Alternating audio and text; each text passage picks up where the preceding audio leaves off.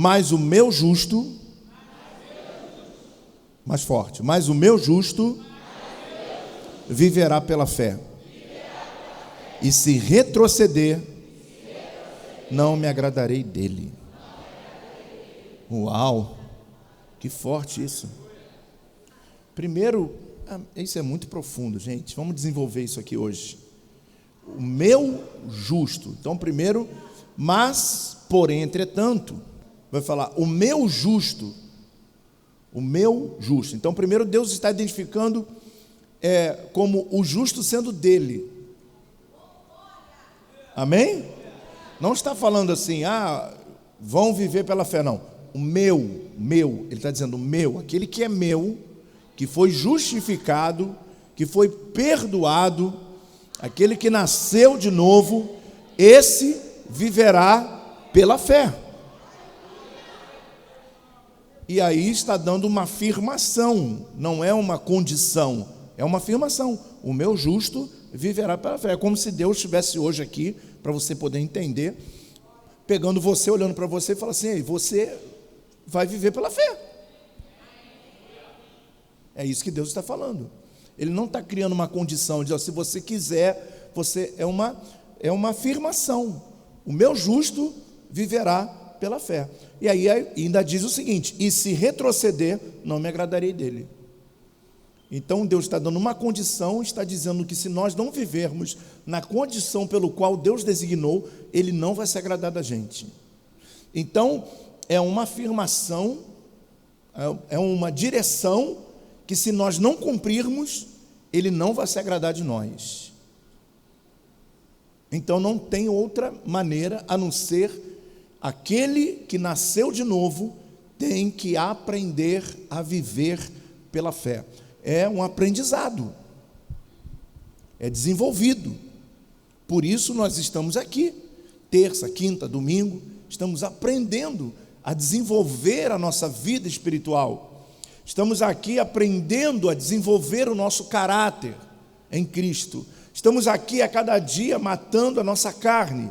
Estamos a cada dia diminuindo o nosso eu, aumentando a vontade de Deus e diminuindo a nossa vontade, para que a dele seja soberana nossa. E aí, quando menos eu diminuo, quanto mais eu diminuo, mais Deus cresce. E mais eu começo a entender que o meu justo viverá pela fé. É interessante quando se fala nisso, todo mundo conecta isso automático. Entrou no ouvido, a pessoa conecta isso à vida financeira. A pessoa que... eu preciso ser sincero em algumas coisas que eu vou dizer hoje. Amém? Vocês me dão essa liberdade? Mas toda pessoa que quando se fala o justo viverá pela fé, outro versículo, aquele que colocar o reino de Deus em primeiro lugar, todo mundo conjectura na sua mente a finanças. A pessoa que faz assim, ela é avarenta. Isso é uma identificação de um avarento, quando ele entra e fala assim: não, mas eu preciso trabalhar, eu preciso... Quando cria uma conjectura para esse versículo, e quem está falando de trabalho, engloba muitas coisas, não é só isso. Deus não quer que você largue seu trabalho e fique aqui na igreja o dia inteiro louvando, adorando, senão vai morrer de fome. Não é isso que ele está dizendo. O que é viver pela fé? O que move a sua vida nesse mundo? Quero fazer algumas perguntas para você. O que move a sua vida hoje? O que te move? O que te motiva? O que faz você andar? Quais são as suas prioridades? Quais são as suas metas? Seus objetivos? O que move a sua vida hoje, nesse mundo? E aí você sabe responder para você mesmo, não precisa responder alto, mas você sabe por que você está se movendo? A dificuldade maior é quando a gente não sabe por que está se movendo. Aí nós vamos entrar naquela música do Zeca Pagodinho: deixa a vida me levar, vida leva. Isso não é parâmetro de crente.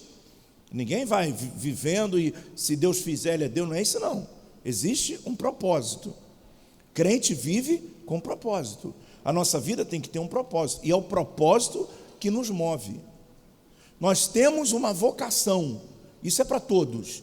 Esquece, não estou falando de ministério, de pastor, não estou falando disso. Estou falando da igreja.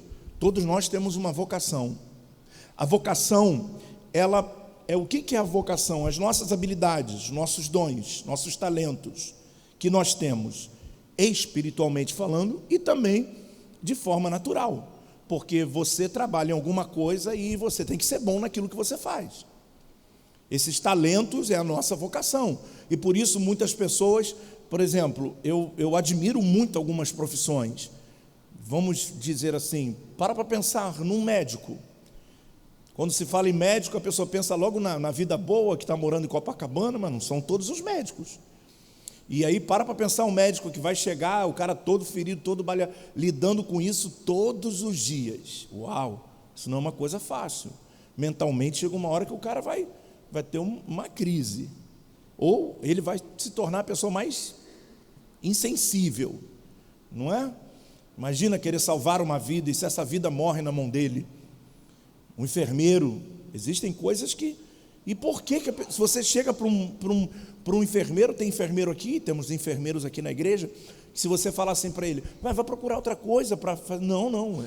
Ele entende que aquilo é uma vocação, e a pessoa não quer fazer outra coisa a não ser aquilo, cuidar de vidas.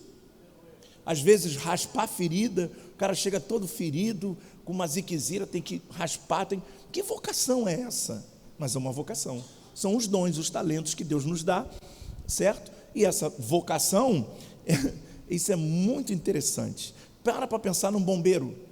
O bombeiro fica na rua apagando fogo, tirando entulho para salvar as pessoas, que hoje inclusive teve, né, uma casa lá na Rocinha que caiu, e aí o cara tem que ficar lá, fica dias, às vezes sem comer, fica virado. E quantos bombeiros não morrem salvando vidas?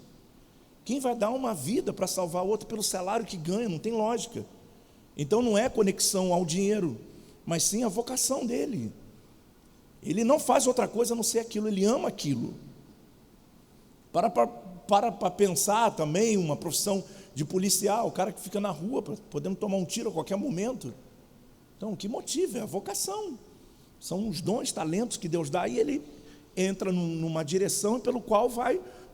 E essa vocação vai dar um chamado, que é o chamado, é aquilo que ele vai fazer com os dons que Deus deu a ele. Existe uma frase de um escritor que eu admiro muito, chamado John Maxwell, que é um escritor que fala sobre liderança. Ele diz uma frase fantástica, ele diz assim: bom, se você fizer aquilo que você gosta, nunca mais você terá que trabalhar. Se a gente não ama o que faz, a gente tem que procurar outra coisa. Porque não tem lógica. Nós não podemos ser movimentados pelo que aquilo vai trazer de retorno naquele momento ou não. Nós fazemos porque amamos o que fazemos. E aí o resultado é o quanto de empenho e chamado nós colocamos para aquilo ali. É o desenvolvimento. O chamado é o desenvolvimento da vocação. É aquilo que você vai fazer com aquilo que Deus deu a você, tanto os dons naturais como dons espirituais. Tem muita gente procurando dom espiritual na igreja. Tem pessoas que buscam o Espírito Santo e muitas das vezes pela ignorância acha que o batismo com o Espírito Santo é somente a evidência de falar em línguas, e não é. Então nem todos vão falar em línguas, mas aí a pessoa quer ser batizada e falar em línguas estranhas. Amém. Vamos dizer que a pessoa seja batizada, mas se você vai ser batizado com dom de línguas estranhas e você não falar em língua, para que você quer esse dom? Existem coisas que não têm sentido. Eu quero ter o dom para curar. Se você não for na rua orar pelos enfermos, para que você quer o dom para curar? E muitas das vezes nós não entendemos o sentido, o significado de uma coisa chamada vocação e o chamado, que é o desenvolvimento disso. Que aí eu pego a vocação que Deus me deu, tudo que Ele depositou em mim, e baseado no meu chamado, eu vou à luta para desenvolver aquilo que o Senhor fez. E por fim, vai desenvolver o propósito. Então, a vocação, ela determina o chamado, e o chamado vai determinar o propósito. São três coisas sine qua non. Sem essas três coisas nós vamos viver. Um dia a gente está numa coisa, outro dia está na outra, outro dia está fazendo isso aqui, outro dia está fazendo aquilo lá, e daqui a pouco a gente está no outro dia, não, por que isso aí que você está fazendo? Não, isso aí eu não estou fazendo mais não, agora eu já estou, mas não está, não, mas eu descobri que não é bem isso não. Os jovens têm dificuldade de entender quando vão ingressar na faculdade, e ali eles vão ficar, eu quero fazer medicina. Aí quando vai para medicina, vê sangue, desmaia, não é medicina. Aí vai, eu quero administração. Quando vê aquela centena de conta, não é bem isso não, eu vou para educação física. A educação física também tem o momento lá de anatomia, e vai ter que, aí desmaia. Não, então vou fazer letras. Aí depois, isso é um saco. Aí, daqui a pouco não terminou nada. Por quê? Porque não identificou a sua vocação. E aí, sem a vocação, não vai ter o chamado e não vai ter o propósito de vida pelo qual nós devemos. Então, vou fazer a pergunta de novo para você. O que move a sua vida nesse mundo? O que move você? Porque aquilo que te move, quando é maior do que as adversidades que você encontra para desenvolver o seu chamado, elas não vão fazer diferença, porque você está tão envolvido naquilo que Deus depositou, você está tão envolvido com o propósito de vida pelo qual você tem, que as adversidades vão ser apenas trampolins para o sucesso, para se tornar melhor, para aprender. A gente só aprende quando cai, quando levanta. Eu lembro quando meu pai comprou uma bicicleta, aliás, meu pai não comprou, eu ganhei uma bicicleta, existia um sabão em pó chamado Véu. Agora eu peguei pesado. Alguém conhece esse sabão em pó chamado Véu? Só tem novinho aqui, né? Só tem novo. Não estou vendo ninguém de 50 aqui. Nunca viu Véu? Lembra do Véu? E aí estavam sorteando uma bicicleta na época, era uma Caloi que tinha um banco grandão assim, tinha um olho de gato atrás, tinha uma marchinha, um negócio, era, na minha época, eu tinha uns 13 anos, agora há pouco tempo, tinha uns 13 anos, e a minha mãe estava sorteando. A minha mãe tinha um hábito, de toda vez que acabava o sabão em pó, né, eu não sei se você tem, joga água e fica sacudindo até sair a última bolinha, né, de sabão. Então minha mãe sacudiu, quando jogou assim na máquina veio o papel, aí eu ganhei, olha. Aí meu pai montou para mim, e eu fiquei todo bobo, atrás tinha uma roda largona, e eu na rua tirando uma onda, o garoto pobre com a bicicleta mais cara, hein?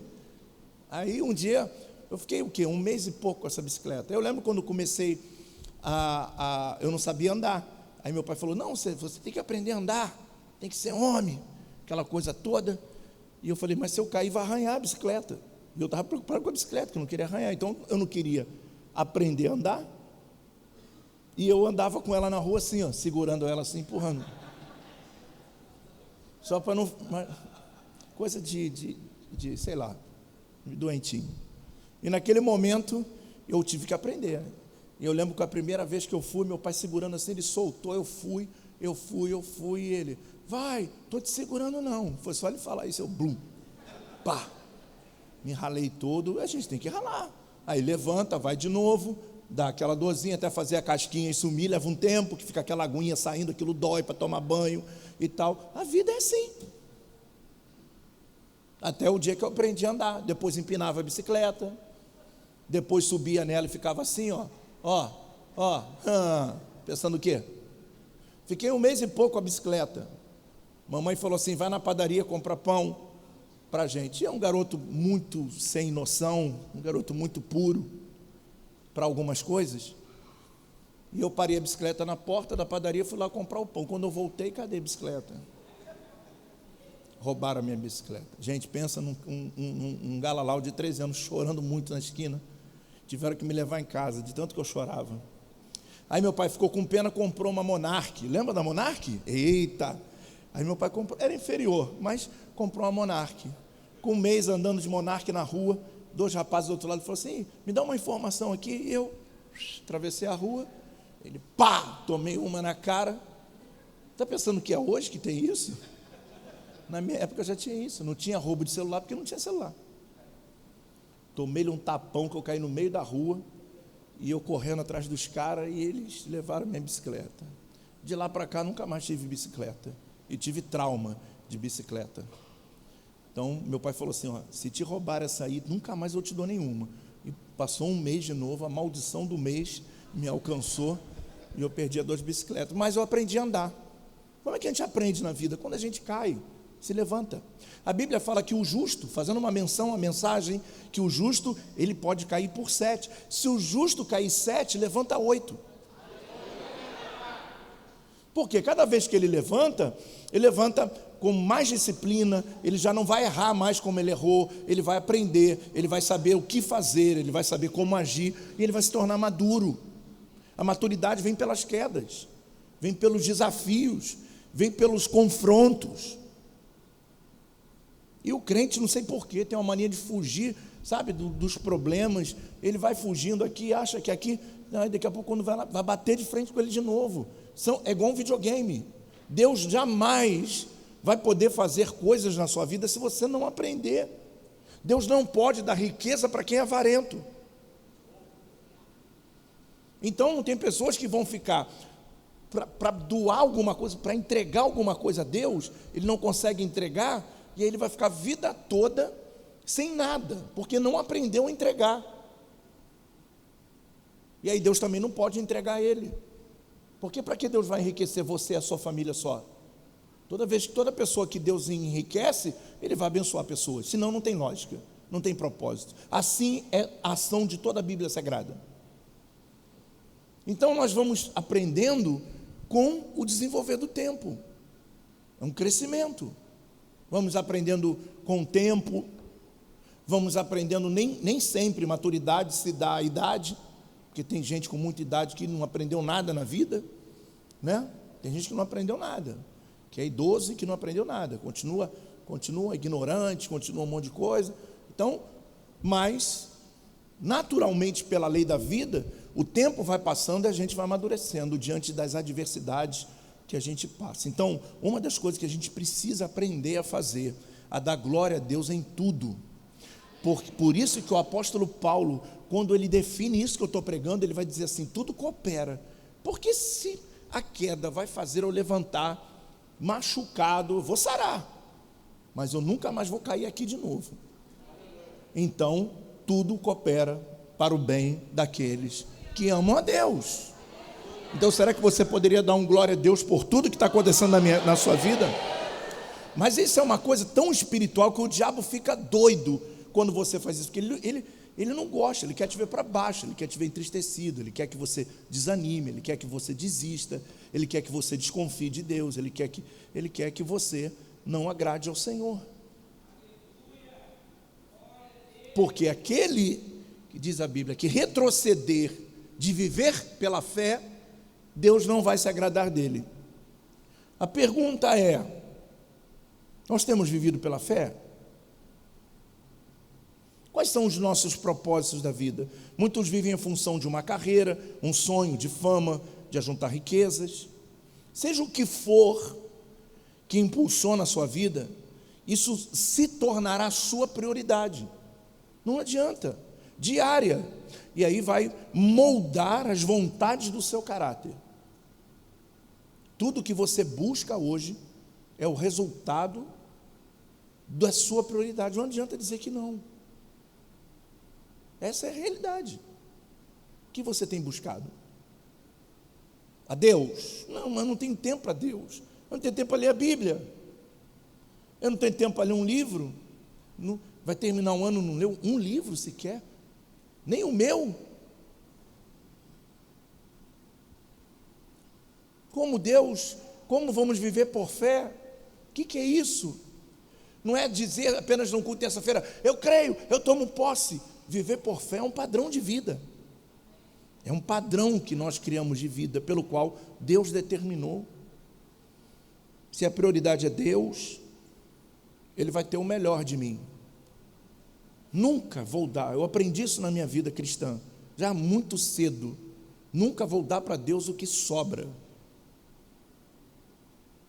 Para Deus sempre o primeiro. E eu estou com alguns irmãos aí de fé comigo, todos os dias, começando meia-noite, virou o dia, começando, ensinando, e eles alguns já criaram um hábito. Todo dia, meia-noite, nós estamos começando o dia. Não adianta dizer, não adianta ter chamado, dom, não adianta nada disso. O Deus não está muito preocupado com o que você vai fazer para Ele, Ele está preocupado com o que você vai se tornar, com o que você é. Fazer qualquer um faz. Ele usou até uma mula para falar com Israel. Ele vai usar qualquer um, quando Ele quiser. A questão é, a minha prioridade, e tem muitas pessoas que confundem isso, colocar Deus em primeiro lugar, ou viver pela fé, fazer as coisas para Deus. Não é isso que a Bíblia ensina. Tem muita gente imatura, que precisa conhecer as Escrituras, e aí quando são levando por qualquer vento de ensinamento, vai acreditando e vai moldando os seus pensamentos sem ter experiência. Deus está preocupado, em primeiro lugar, se a Bíblia diz que alguma coisa que a gente faça não agrada a Ele, Ele está preocupado com o que eu sou, não com o que eu faço. Não está dizendo que o meu justo, que tem vocação, que tem chamado, que evangeliza, que vai... Não está falando disso. Está falando daquele que é justo. E se retroceder, eu não me agradarei dele, não do que ele faz, mas dele. Estou falando, tirando todas as possibilidades de link com posicionamento, com missões, com pastor, com bispo, apóstolo. Estou falando da gente, aqui dentro. Deus está aqui dentro, Ele está no meu tempo, Ele está no meu dia. Em qual momento Ele está no meu dia? Em qual hora Ele faz parte do meu dia? Na hora do almoço, eu já vi muito testemunho de pessoas dizendo assim: eu estou lá no trabalho, eu não tenho tempo para nada, aí na hora do almoço eu sento lá no banheiro e fico orando. Eu falei, será que Deus quer que você fique... Isso é sacrifício, isso não é prioridade. Mas eu só tenho a hora do almoço. Não, você tem a noite. É só dormir um pouquinho menos e separar o seu horário para Deus. E a gente está confundindo o sacrifício com obediência. Então o cara acha que vai ficar trancado lá no banheiro 20 minutos, o pessoal batendo na porta, opa, está aí, está na hora do almoço, quero usar o banheiro. O cara, Senhor, esse demônio aqui batendo na porta, não deixa orar, essa perseguição. Gente, acorda. Hora de trabalho é hora de trabalho. O meu devocional não é a hora que eu me tranco. Talvez você faça isso de hábito, mas eu faço isso. Aí você faz o que você quiser. Eu estou te ensinando a palavra. Eu estou te ensinando aqui a ser justo. Ser justo como Deus identifica o seu justo, porque Ele diz o meu justo. Não eu sou justo, é Ele que me fez justo. Ele me justificou para eu viver para Ele, por meio de fé nele. Então Ele tem que ser a minha prioridade. Ele tem que ser o meu deitar e Ele tem que ser o meu levantar. Ele tem que ser o último a conversar antes de dormir e o primeiro a conversar antes de levantar. E eu não preciso ficar trancado no banheiro. Eu posso estar no ônibus e ali adorando a Deus, clamando a Deus. Eu posso estar no trabalho e trabalhando e com o meu pensamento no Senhor, glorificando a Deus. E nós estamos dando o resto e achando que isso é prioridade, achamos que estamos agradando a Deus. Isso é uma coisa muito séria. Que é viver pela fé. Que é viver pela fé. Então todas as aptidões, cada um, as suas prioridades, todas elas são importantes para você. Eu não quero dizer que você tem que trabalhar menos, que você tem que... Não, nada disso. Eu quero dizer para você e você entender o que são as suas prioridades. E todos os seus sonhos, as suas buscas, talvez pelos seus projetos, pelos seus sonhos, pelas suas, até mesmo a fama. O que demais tem nisso? Nada, não vejo nada demais, desde que seja a pessoa querer ter sucesso, querer crescer na vida, isso é ótimo. Que lute por isso. Mas Deus onde fica no meio disso tudo? A questão é essa. A questão não é o que estamos buscando, mas sim como estamos fazendo isso. O justo viverá pela fé. E aí eu quero mostrar que aparece essa passagem em outras três trechos da Bíblia Sagrada no Novo Testamento. Aliás, 2 no Novo e 1 no Antigo. Coloca Romanos 1,17, por favor. Tem como colocar aí rapidinho? Romanos 1,17. Então aqui está falando aos hebreus. ok? Esse livro de Hebreus não diz qual foi o autor. Quem são esses? Por que esse livro de Hebreus? É para os hebreus que haviam se convertido. Esse livro é para os judeus messiânicos, que tinham se convertido do judaísmo para o cristianismo. Agora vamos ver Paulo falando para Roma, porque no Evangelho é revelada a justiça de Deus, uma justiça que do princípio ao fim, pela fé, como está escrito, o justo viverá pela fé. Olha o que diz, no Evangelho é revelada a justiça de Deus, uma justiça que do princípio ao fim é pela fé. Está falando do Éden até o alfa e o ômega. Não tem outro tipo de conexão de viver o Evangelho, de viver o cristianismo, se não for por fé. A fé é tudo. A fé é o elo. A fé é o que me liga, é o que me conecta. Ok? Então, o meu justo está falando para a igreja de Roma. Ok? Então vamos lá, coloca para mim aí, Gálatas 3:11. Então agora, o apóstolo Paulo está escrevendo, primeiro escreveu a igreja de Roma, está escrevendo a igreja da Galáxia. A igreja da Galáxia, o apóstolo Paulo identifica eles como insensatos. Começa assim, ó insensatos. Uma igreja que tinha dificuldade em entender justamente o que eu falei aqui: vocação, chamado e propósito.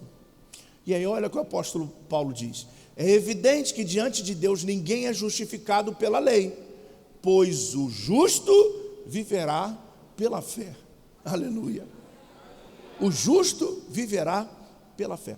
E agora coloca para mim Abacuque 2:4 e vamos ver isso no Antigo Testamento. Escreva: ó ímpio está envaidecido, seus desejos não são bons, mas o justo viverá por sua fidelidade. O justo viverá por fé. É uma direção para o ser humano. Por quê? Vamos lá, vamos entender a contextualização. Hoje é culto de Bíblia, amém? Então, quando Deus criou o homem e a mulher, criou eles eternos. Deus deu a eles a sua imagem e semelhança.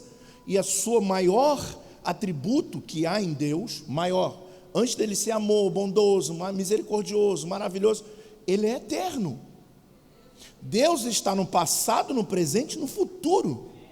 E quando ele cria o homem, ele cria o homem nesse patamar que, teologicamente, nós chamamos de tempo kairos, que é o tempo de Deus.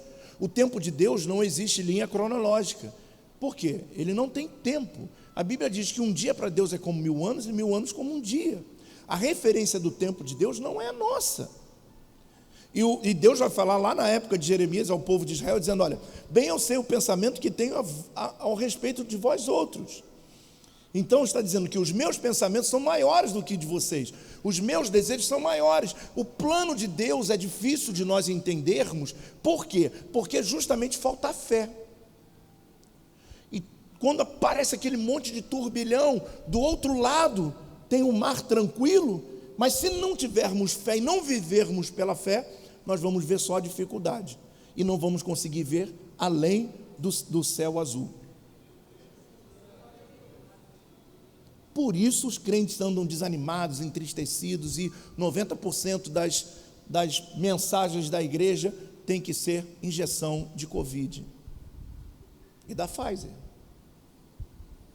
Para que os crentes, você passa 90% do ano pregando mensagem para levantar pessoas, porque de domingo para terça elas já estão caídas, de terça para quinta elas já estão desanimadas, de quinta para domingo tem que animar de novo, enquanto deveríamos estar tratando de doutrinas, de crescimento, de amadurecimento, aprendendo sobre o reino de Deus, sobre a sua justiça, sobre a bondade e misericórdia, mas também sobre o seu juízo. O meu justo viverá pela fé. O meu justo viverá pela fé. E aí, quando Adão e Eva pecam, comem do fruto da árvore de Deus, automaticamente houve uma separação. E essa separação foi no âmbito físico, espiritual e eterno. Porque agora o homem vai ter um tempo de vida e enfermidade, é o que a gente vive hoje por causa do pecado. Há um afastamento espiritual, porque agora nós não podemos mais nos relacionar com Deus, se não for através de Cristo. Por isso, vou explicar a vocês, por isso que a gente começa orando, Senhor, em nome de Jesus. E terminamos a oração em nome de Jesus, por quê? Porque Ele é o intercessor. Ninguém vai ao Pai, Jesus falou, senão por mim, por intermédio dEle. Diga glória a Deus. Ele passou a ser essa ligação de nós nos relacionarmos com o eterno Deus só através de Cristo. Se você fizer uma oração e não falar em nome de Jesus, você está orando a qualquer outra coisa, menos Deus não pode ouvir a sua oração se não for intermédio do nome dEle, porque Ele é o único intercessor. Ele é o único. E automaticamente, então, quando chega na época de Abraão, Abraão diz no capítulo 15, que Abraão creu em Deus. Quando Deus leva ele para fora da tenda, ele olha para o céu e se imagina um impacto. Eu não sei se nós teríamos esse impacto. Eu não sei se hoje eu faço essa pergunta sobre mim, não é só de vocês não, sobre mim. Eu não sei se naquele momento de tensão, de desespero que Abraão estava passando, se Deus me tirasse da tenda, se eu olhasse para o céu, se eu ia ter fé. É muito bonita a história, mas imagina a gente passou um tempão, 25, Deus não fez nada, olhar para o céu e falar, o senhor está brincando comigo, o que eu vou ficar olhando para o céu? Talvez isso fosse a nossa reação hoje. Mas Abraão estava ligado, a sua saída, tudo que ele fazia estava ligado pela fé. E quando Deus mostra o céu, ele entende, porque ele vivia por fé. Deus vai nos mostrar o amanhã e nós só vamos enxergar se tivermos fé.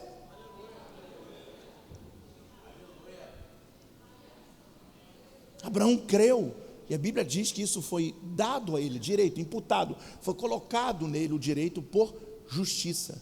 Abraão se tornou justo pela fé. Aí que Deus pega e coloca isso como regra.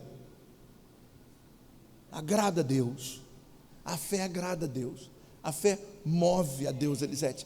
A fé faz Deus olhar para a gente e dizer, rapaz, esse cara está aí, todo quebrado, amargurado, mas está lá levantando as mãos para me adorar, está chamando o meu nome, está lá de manhã acordando, tem tudo para reclamar comigo, mas ele está crendo. E quando nós nos conectamos pela fé, existem duas coisas que vão acontecer. Primeiro, você vai suportar o processo.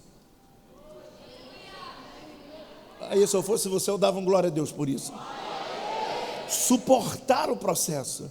Nós vamos viver aquilo que Paulo diz, olha, não há prova maior do que nós possamos suportar. Nós vamos passar por caminhos que muitos como nós pararam antes. E nós vamos passar, por quê? Porque estamos conectados pela fé. O meu justo viverá por fé. Não está falando de dinheiro, está falando de um padrão de vida. Agora, se eu vivo por fé, se eu acredito nele, eu entrego. O dinheiro está junto, está tudo junto. Mas não é só. E a pessoa que cria uma ideia de que buscar o reino de Deus em primeiro lugar, a igreja fala assim, está falando para mim não trabalhar, porque eu trabalho. Tem nada a ver com isso. Está falando, Jesus está dando, que se nós entendêssemos o que Jesus falou, nós não estaríamos na onça que estamos vivendo hoje. Por quê? Porque se nós colocarmos ele em primeiro lugar, as demais coisas vai ser acrescentado o quê? Porque ele vai acrescentar? Não. Ele não falou que eu vou acrescentar as coisas. Ele diz, as demais coisas vos serão acrescentadas. Presta atenção no texto. Não é isso que diz? Que as demais coisas vos serão acrescentadas? Mas está dizendo que é ele que vai acrescentar? Não. Está dizendo que as demais coisas vos serão acrescentadas. Por quê? Porque no meio que você colocar Deus em primeiro lugar, vão se levantar diabo, família, meu irmão, igreja, com aquela coisa toda, mas as demais coisas nos são acrescentadas ao ponto de você enfrentar aquela barreira e vai para cá e vai para lá. Tu olha para o irmão do lado, por menos parou, e você olha e fala, o cara parou, e onde eu estou? Aleluia! Porque aprendemos, isso é um desenvolvimento, aprender a viver pela fé. Por meio da fé. Se eu perguntar aqui, você tem fé? Todos nós vamos dizer, temos, porque isso virou uma religiosidade. A palavra. Se eu não tivesse fé, eu não estava aqui. Mas qual o motivo de você estar aqui? Tem muita gente que pode estar aqui porque veio porque, sei lá, porque se acostumou com a igreja. Mas o motivo de nós estarmos aqui deveria de ser a paixão pelo Senhor, um desejo durante o dia apaixonante de... Eu estava fazendo uma visita com o pastor Caio, hoje foi um dia que eu não parei desde 8 horas da manhã aqui na igreja, e nós fomos fazer uma visita, e eu estava na visita e já olhando a hora. Eu falei, irmão, dá licença, mas eu tenho que ir para o culto. Por quê? Eu preciso estar aqui, não era só porque eu vou pregar, mas eu preciso estar aqui, eu sou apaixonado por esse lugar. Tudo que eu sou, aprendi dentro da igreja. Eu aprendi a ser homem dentro da igreja. Eu aprendi a perdoar dentro da igreja, porque na igreja tu passa por cada coisa. Eu aprendi na igreja a valorizar as pessoas, eu aprendi na igreja a me valorizar. Eu aprendi na igreja a ser fiel, eu aprendi na igreja a honrar, eu aprendi tudo que eu sou, eu aprendi dentro desse lugar. Pensa num rato de igreja. Sabe o que eu ouvia muitas das vezes da família e muitas das vezes de pessoas próximas? Muitos diziam assim para mim, olha só, igreja não vai te dar nada. E eu falei, mas eu não quero nada da igreja. Até porque quando a igreja foi fundada em 2007, eu trabalhava até 2011. Eu não vivia. Eu pegava o meu dinheiro e botava aqui, eu no Elisete. Eu pegava o meu salário e botava aqui, para você estar aí hoje. E ali Deus me ensinou o que era mais importante, ou era botar comida para minhas filhas, ou deixar esse povo aqui com fome espiritual. E muitas das vezes eu sacrifiquei minhas filhas, muitos meses, muitos anos, que quando eu vinha para Vila Kennedy eu tinha que comer lá na Alcione, eu ia lá num salão de beleza para poder comer eu e minhas filhas, porque o dinheiro que era para botar em casa de comida, você faria isso?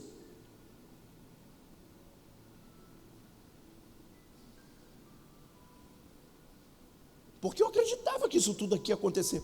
Quando nós chegamos no monte, a profeta falou assim, pega 4 estacas, a gente foi lá e fez. E eu vim aqui, lembra? A bispa cortou o pé, a Elisete estava comigo desde o início. Aí a gente foi fincando as estacas aqui, onde a gente está. E como é que nós construímos aqui? A gente não tem ajuda de político, não tem uma época aí ficaram me chamando de maçom, gente. Eu fiquei assim, meu Deus, que povo sem noção, né? É muita coisa. Já me chamaram de palhaço, porque diziam que a tenda era do circo. Porque não tem um desenvolvimento de fé. A gente tem que dar um adjetivo para aquele que prospera. Aí vai, para poder justificar o meu fracasso, eu tenho que dizer que o que está crescendo é alguma coisa. Mas nunca paramos, nunca desanimamos. O que a gente já passou aqui está maluco. Era para ninguém, eu e minha família não está aqui há muitos anos. Mas nós suportamos, nós superamos, porque havia fé. Desde o primeiro dia que a gente fazia o culto lá no antigo templo, lá no antigo, sei lá quantos templos a gente já teve, mas lá no primeiro templo, nós pegávamos cadeira no botequim, com burrinho, não, pastor Felipe, empurrando, aí atrás estava escrito assim, Brahma, aí a gente pegava, cortava um papel e colava atrás da Brahma. Então, a cadeira do pessoal que tomava botequim ia para o culto. Emprestava. Sabe qual era o púlpito? Era uma caixa de som. Abria a Bíblia assim na caixa de som, tentando. Naquela época eu enxergava. Se fosse hoje eu estava frito. Eu ia pregar assim, ó. Depois eu ia ficar 18 anos, a mulher encurvada. E um calor insuportável. Eu falava assim, hoje não vem ninguém. Um verão, que ele lotava. E as pessoas assim, ó. Não era o espírito não, era passando mal. Aí só via lá, tinha enfermaria, a igreja tinha enfermaria, tinha enfermeiro de plantão, porque o pessoal estava aqui, na época da tenda, né? Os irmãos molhavam a tenda, e ficava a gente assim no culto, assim, ó. Aí eu, pega ali, dá um remedinho, pum, vai para... A enfermaria ficava lotada, olha como é que Deus, olha como é que está fresquinho aqui. Os que chegaram agora pegaram a época boa. Não pegaram os multirões, não pegaram quando a gente botou o piso lá do antigo templo. Eu cheguei aqui sexta-feira, 6 horas da manhã, saí daqui domingo, 9 horas da manhã, dia e noite, trabalhando, virado, 2 dias. E botamos o piso todo. Chegou domingo no culto, estava o piso lá colocado. O meu justo viverá pela fé. Deus deu o piso. Aí vamos deixar o piso lá? Não, tem que colocar. Vamos colocar. Mas bispo, essa argamassa não cola? Cola. Não cola. Meu irmão, que tinha de gente para desanimar, não está no gibi. Falava assim, não, mas essa argamassa mistura com cimento. O senhor sabe que isso vai dar certo? Ninguém nunca me falou que ia dar certo. Foi uma revelação que eu senti de Deus. Está lá, ó, há mais de 10 anos. Tu vai tirar aquilo lá, não sai por nada. Argamassa com cimento. Eu sou o mestre de obra. Colou que não solta mais. E aí, vamos botar um rebaixamento. Ninguém sabe botar, sabe. Levanta, estica a linha para cá. Não, não é assim não. É assim, começa por aqui que vai dar certo. Estou te falando que vai dar certo. Aí eles iam contrariados, né? Mas chegava no final, dava certo. O meu justo viverá pela vocação, pelo chamado e pelo propósito. Diga aleluia. Você pode dar um abraço nesse crente e diga aí, vocação, chamado e propósito. Essas 3 coisas têm que andar com você, porque isso forma o seu padrão de fé. Abraão creu, e a partir daquele momento, até a salvação é por fé, gente. Quando você quer entregar sua vida para Jesus, não foi isso que a gente fez? Levantou a mão, veio aqui na frente, chorou a beça, sem saber por que estava chorando, sem saber o que é Bíblia, o que é Deus, o que é Jesus. A gente não tinha entendimento. Quando eu aceitei Jesus, eu só queria sair daquilo que eu vivia, que você não tem nem ideia, porque eu queria morrer. Eu queria sair daquilo, eu queria viver, eu queria saber o que era viver. Entreguei a vida para Jesus, depois fui, na outra semana me batizei, 37 anos. Nunca me desviei, gente. Nunca dei um pulinho na roda de samba para, eu estou chateado, eu vou lá, amanhã eu volto, hoje não, hoje eu vou tomar um negócio. Meu pai era alcoólatra, eu não queria saber de bebida.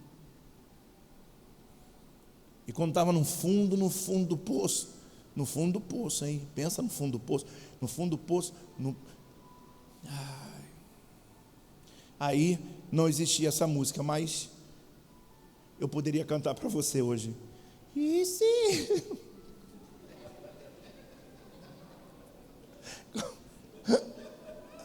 e se eu cair, a tua mão vai me levantar.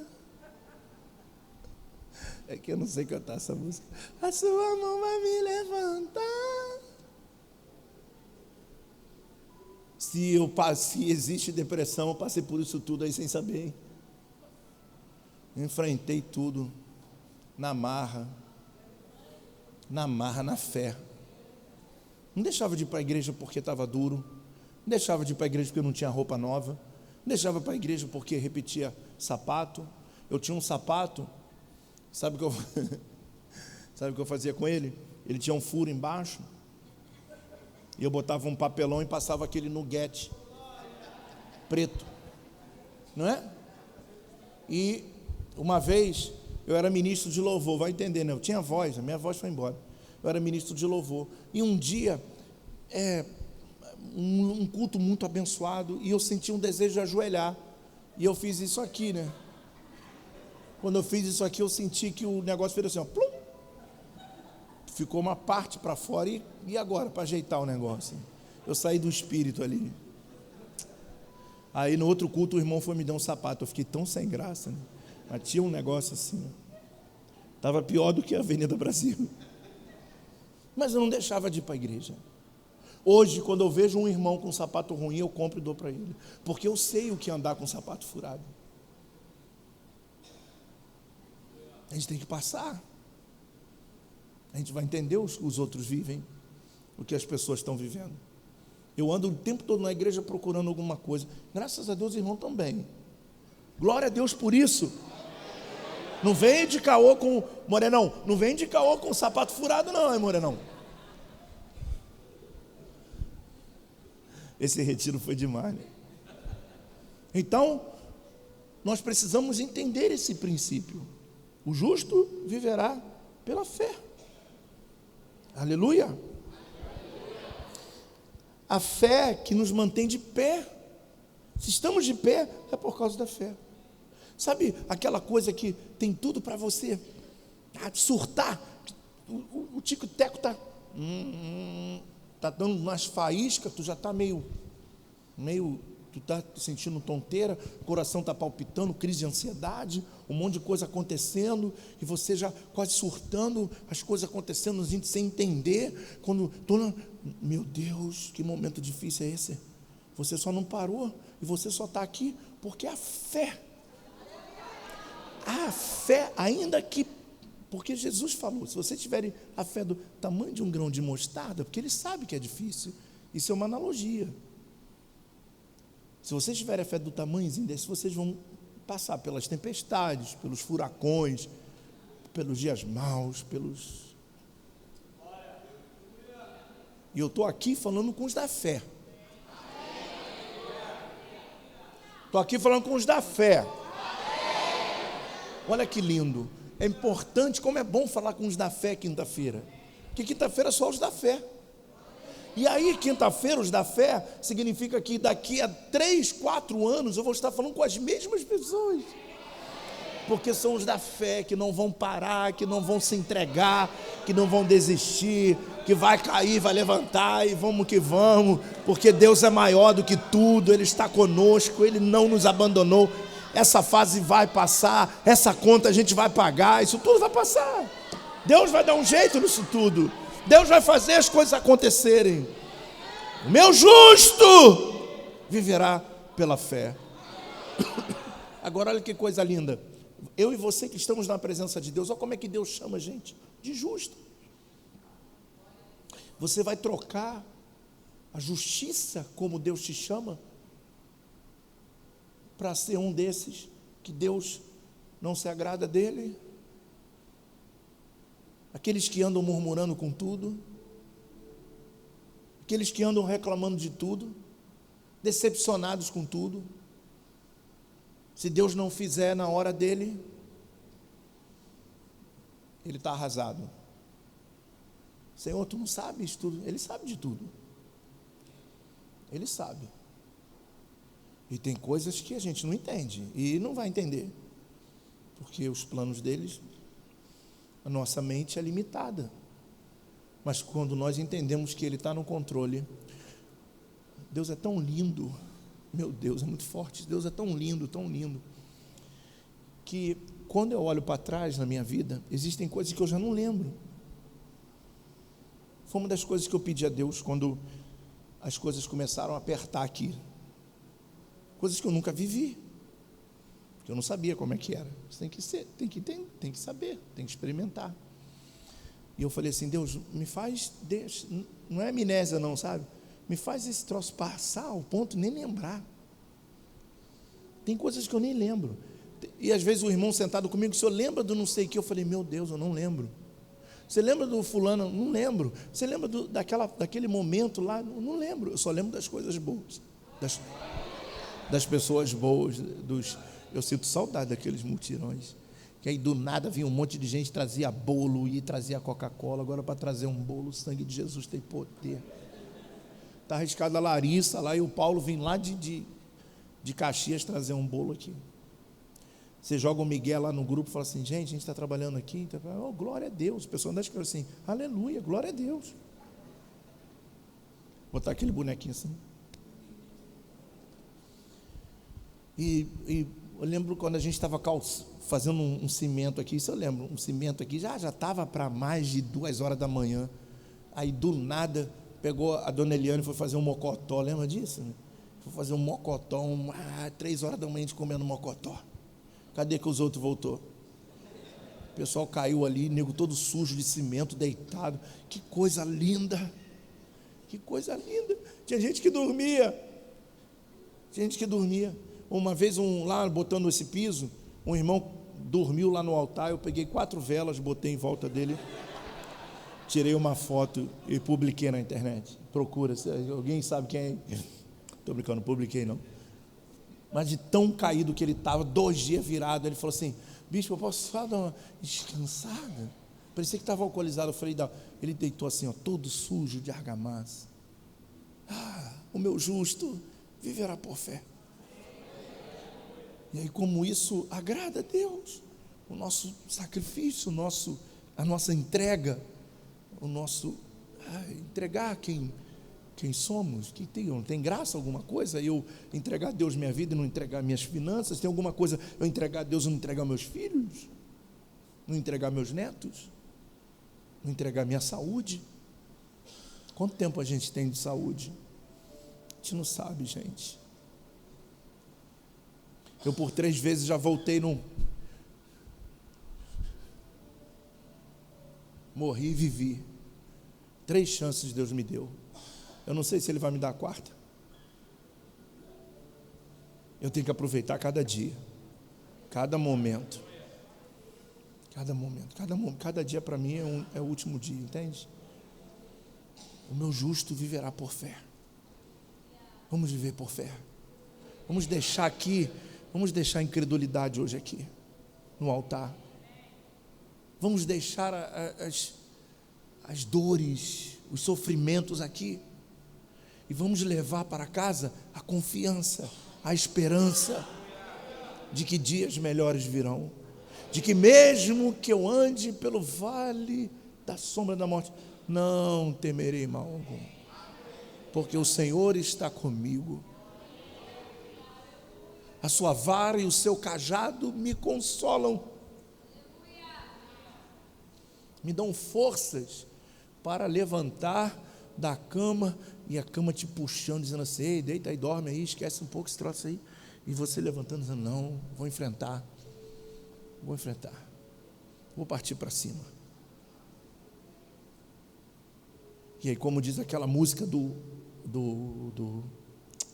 é o nome dele? Daqui da Vila Kennedy, do Edu Porto, que diz assim: eu não vou cantar essa, então nem vou cantar, vou recitar. Mesmo depois que abrir o mar, tu ainda vais duvidar. Te livrei da mão de Faraó, sou teu Deus e sou fiel. Nunca vi um justo mendigar o pão, nem a sua descendência perecer, pois sei que estou em tuas mãos e me vai fazer vencer. Onde é que estavam aqueles que foram, olha, para pensar, 430 anos no Egito, sai do Egito para morrer no deserto? O que adiantou sair do Egito? O que adiantou Deus tirar ele da terra da aflição para ele morrer no deserto? Gente, não tem sentido. Quando Deus nos tira do deserto, é para nos levar à terra prometida, mas aí nós vamos ter que passar pelo deserto. E no deserto vai ter fome, vai ter sede. No deserto vai ter calor. No deserto vai ter frio, porque no deserto tem frio. À noite é frio, de dia é muito calor. Vai ter tudo isso. Mas estamos em direção, sendo conduzidos por Deus à terra prometida. Eu escutei um glória a Deus aí nessa noite. Eu não sei se você sente que eu sinto aqui, mas eu sinto o amor de Deus aqui nesse lugar, sobre a nossa vida, como se Deus estivesse sentado aí do seu lado, te abraçando, dizendo: calma, meu filho, calma, filho, calma, lança sobre mim essa tua ansiedade, lança sobre mim essa preocupação. Eu estou cuidando de tudo. Nós cantamos aqui a primeira música nessa noite. Ninguém explica Deus. A gente está abatido, daqui a pouco Deus vai, movimenta, aí tu vê a solução, a gente fica sem graça, né? Ah, Deus, obrigado, hein? Nem esperava por isso. Mas aí depois a gente vai fazer a mesma coisa, e depois a mesma coisa. Não, vamos crescer. A fé nos dá crescimento. O meu justo, a minha justa, os meus filhos viverão por meio da fé. Fé para crescer, fé para suportar, fé para avançar, fé para exercer a sua vocação, o seu chamado e o seu propósito de vida. Não abra mão, Deus vai te dar vitória. porque Ele é Deus. A Bíblia diz que Ele não pode mentir. Não pode. Você acha que Deus ia usar a profecia e usar a Bíblia Sagrada para brincar com a gente? Ia chamar e dizer: olha, eu vou fazer isso na sua vida. E depois a gente dizer: não, Deus não falou, não foi Deus. Ele não é os nossos amigos que nos decepcionaram. Ele é Deus, Ele sempre está conosco. Sempre. Quando ninguém está, Ele está lá. E é uma coisa tão forte que você sente Ele. Tem dias que a gente pode até tocar nele, sabe? Eu não sei como te explicar isso, mas tem dia que você sente como literalmente Ele estivesse te abraçando. E é um abraço de amor, de conforto, Deus é aquele que, quando a gente está na briga, já viu quando você vai brigar com alguém na rua? Você está estressado, você vai brigar, ei Morenão, tá brigar com alguém na rua, pá, aquela coisa toda, aí parece alguém para separar. Às vezes a gente está assim, quieto, aí o Espírito Santo vai lá, para, calma, deixa que eu vou agir. Toda arma forjada contra você não prosperará. A tua luta não é contra homem, a tua luta não é contra pessoas. Deixa ele viver mais um pouco para ele ver eu te honrar. Deixa as coisas acontecerem, entrega, confia, esquece. Oh meu Deus, visita-nos nessa noite. O meu justo viverá por fé. Se você crê nisso, diga glória a Deus. Diga glória a Deus. Você entendeu essa mensagem? Então, só tem uma forma de nós vivermos o Evangelho: com fé. A fé vai nos tornar inabaláveis. Inabaláveis. Tem dias que as pessoas vão olhar para a gente e vão ver que a gente está abatido. Faz parte. Dias, semanas, sei lá. Não sabemos quanto tempo o processo dura.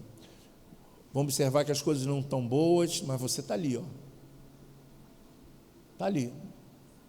Está desabando. Estou aqui. Ele é fiel para cumprir. Ele é fiel para cumprir. Ele é fiel para cumprir. Ele é fiel para cumprir. Cada manhã a sua misericórdia se renova. Ele é fiel para cumprir. Ele é fiel para cumprir. Ele é fiel. Aí você olha para o lado e você fala: meu Deus, e agora? Meu Deus, e agora? Ele é fiel para cumprir. Ele é fiel para cumprir. Ele é fiel. O que é isso? É fé. É fé. A fé, ela é abstrata. A gente não pode pegar, mas ela é concreta. Kelly, ela é concreta. Ela é concreta. A fé é racional. A fé não é um sentimento, a fé não é emoção. A fé, segundo o livro de Hebreus, no capítulo 12, a fé é certeza e convicção. Eu tenho certeza e sou convicto de que aquele que me chamou não vai me abandonar, de que eu sou filho, de que eu sou herdeiro, e sou co-herdeiro em Cristo Jesus, para viver a eternidade. Sabe o que é isso? Está louco, as coisas daqui passarão, mas as coisas do céu não passará. E lá para onde a gente vai um dia, não tem choro, não tem tristeza, não tem dor, não tem angústia, não tem boleto. Isso aí todo mundo, aleluia. Não tem 011 te ligando, 041, 084, 044. Olha Deus falando aí na igreja.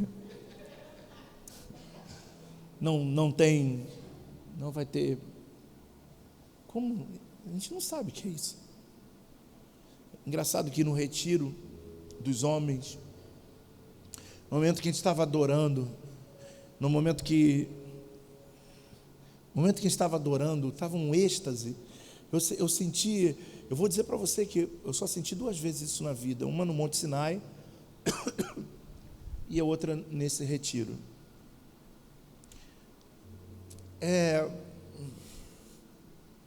Como eu vou explicar isso?